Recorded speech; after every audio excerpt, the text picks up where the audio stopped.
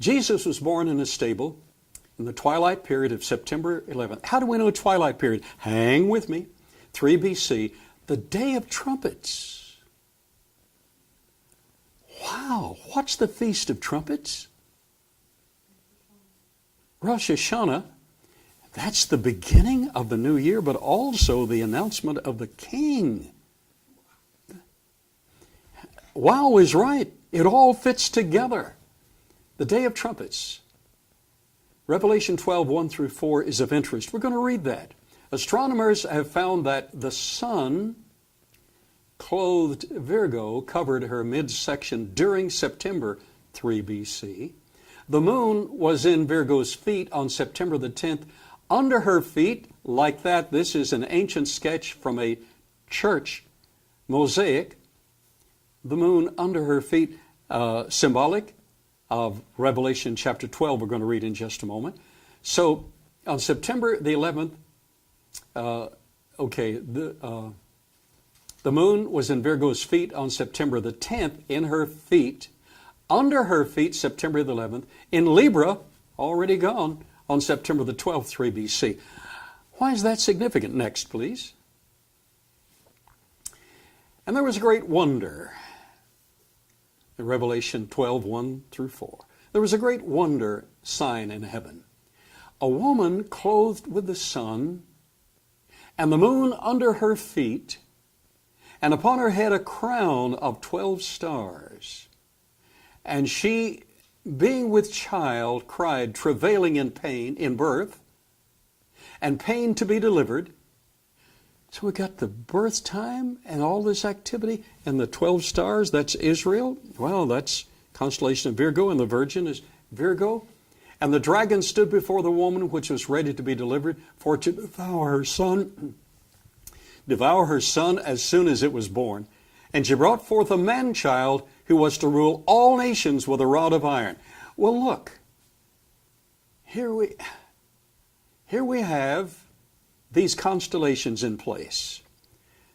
Now, in reading the constellations, don't become New Agers. Our lives and characteristics are not determined from our placement in the planets and the stars.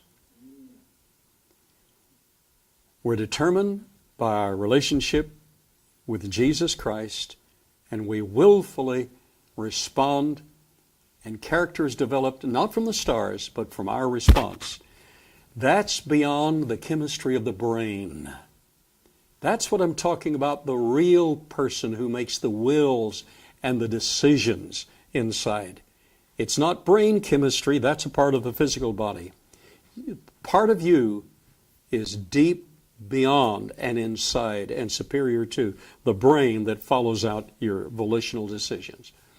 Okay, and then of course there's the emotional heart response. So here we have Virgo. Here we have Leo the lion, and here this Jupiter has crossed all of these, and there's Libra. Wow, that has to do with the enemy ready to devour the man-child. It is all fitting together. So, let's get next. We'll give us a little circle here. Here's Virgo. That's a sketch of Virgo the Virgin, the constellation of the Virgin. Next. The sun from August 27th to September the 15th was there in this midsection of Virgo on its own ecliptic. Okay, next. The moon at 7 p.m. September the 6th was up here in Leo. The moon at 7 p.m. September the 7th was at the hind feet of Leo. The moon, September the 7th, September the 8th at 7 p.m. in the evening was here in the neck.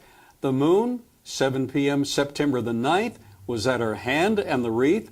September the 10th, the moon was here in her feet. September the 11th, the moon was under her feet. We know this in calculating. We can calculate back what happens with the constellation. Something's going on. So 7 p.m., the moon was there. In a short time, it was beyond it. Okay. There was only a brief period of time when the moon was in place there. between 6:45 and 7:15 the evening of September 11th, 3 BC. That's how close we can approximate the Son of God appeared in human flesh. Next. The sun clothing the woman, mid-bodied, while the moon is under her feet. The only time in the year this occurred and was able to be observed from the earth was from about 6:15, I said 45, I was wrong again, 6:15 p.m. to 7:45 p.m., and we have it within an hour and a half on September the 11th, 3 BC. Now, again, I wasn't there, but astronomers have put these calculations together, and they're pretty smart people. And putting that with the Scripture, it appears that there's a correlation that to me is very satisfying.